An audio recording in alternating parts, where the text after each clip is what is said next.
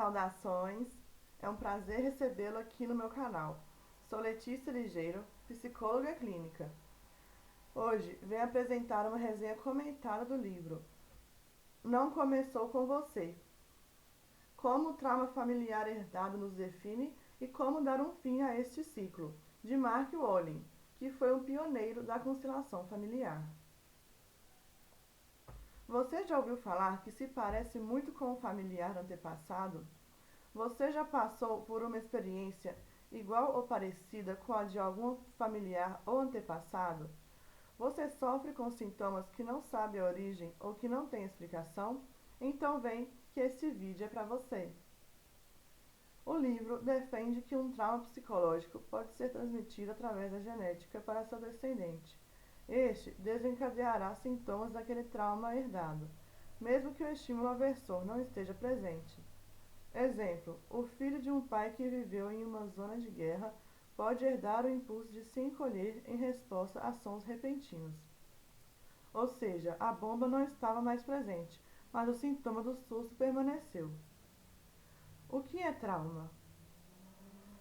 Trauma é uma resposta emocional a uma situação extremamente estressante, ameaçadora ou perturbadora que ultrapassa a capacidade da pessoa de lidar com o evento naquele momento. Reações do trauma: medo intenso, ansiedade ou sensação de constante perigo, pesadelo ou lembranças invasivas do acontecimento, evitação de lugares, pessoas e situações que lembram o evento, sensação de culpa, vergonha ou desesperança. Já o transtorno do estresse pós-traumático ocorre quando sintomas persistem por um período prolongado de tempo e causam prejuízos significativos na vida da pessoa. Explicação genética. A função das mudanças biológicas é gerar herança de força e resiliência para as próximas gerações. Por isso, há modificações químicas em nossas células como resultado de um acontecimento traumático. Sinais do ambiente podem ativar ou silenciar um gene.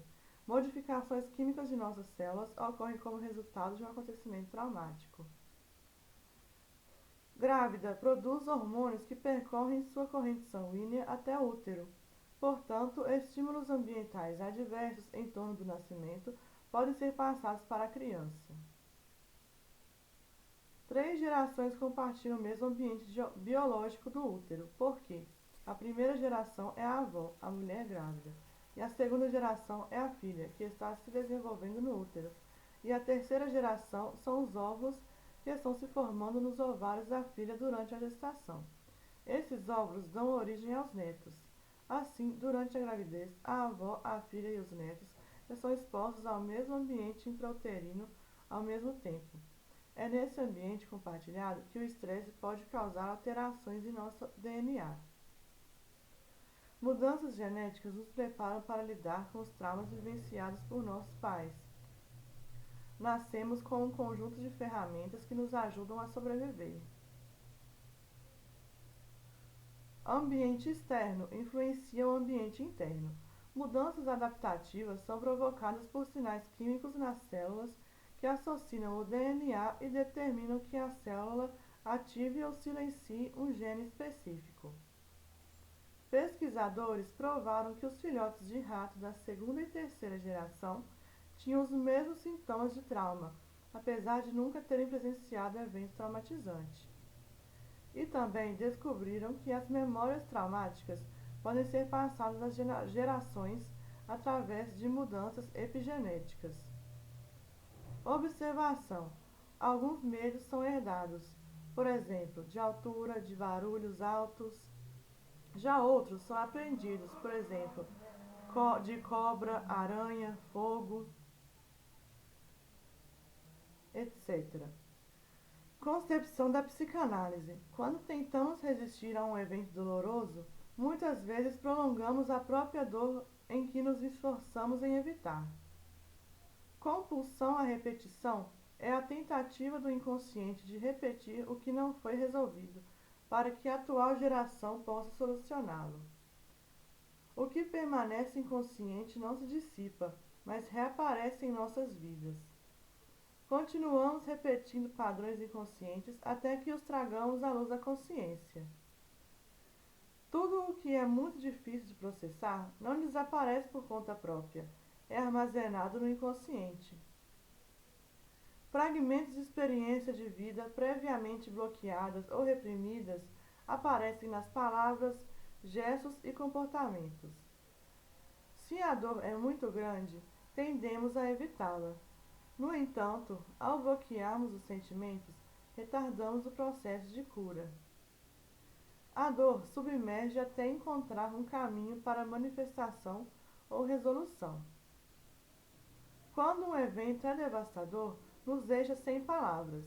Não declaradas, tornam-se parte do nosso inconsciente. Qual o problema do trauma familiar? O instinto é protetivo na hipótese de uma ameaça real, porém pode manter a pessoa num estado reativo, mesmo quando não há perigo. Então, a predisposição a transtorno de estresse e padrões familiares disfuncionais.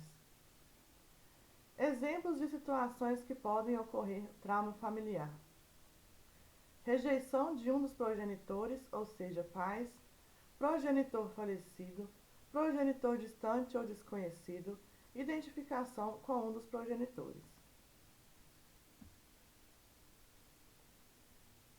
Caso real de identificação. Este é um exemplo dado por mim mesma, baseado num caso que eu conheço e relato mantendo o sigilo. Segundo o livro, os filhos mais novos se dão um pouco melhor do que os primeiros, porque estes carregam uma parte maior das pendências da história familiar. Isso significa que o primeiro filho tende a carregar aspectos dos traumas parentais ou dos avós. Sendo assim, uma menina primogênita herdou do pai determinado trauma social ao reviver exatamente as mesmas experiências que o pai viveu na infância, que foi o bullying na escola. Ela sofreu durante anos com sua reclusão social. Entrou em depressão. Só depois que reconciliou o relacionamento com o pai foi que se libertou de tais sentimentos e foi capaz de melhorar seus relacionamentos. Solução: cura do trauma familiar.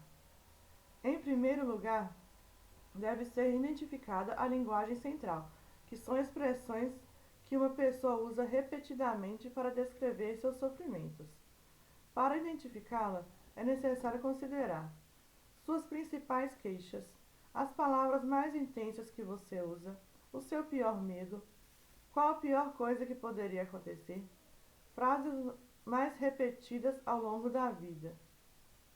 Ao descobrir a linguagem central, podemos identificar o que nos pertence e o que pode ter sido originado de um trauma familiar.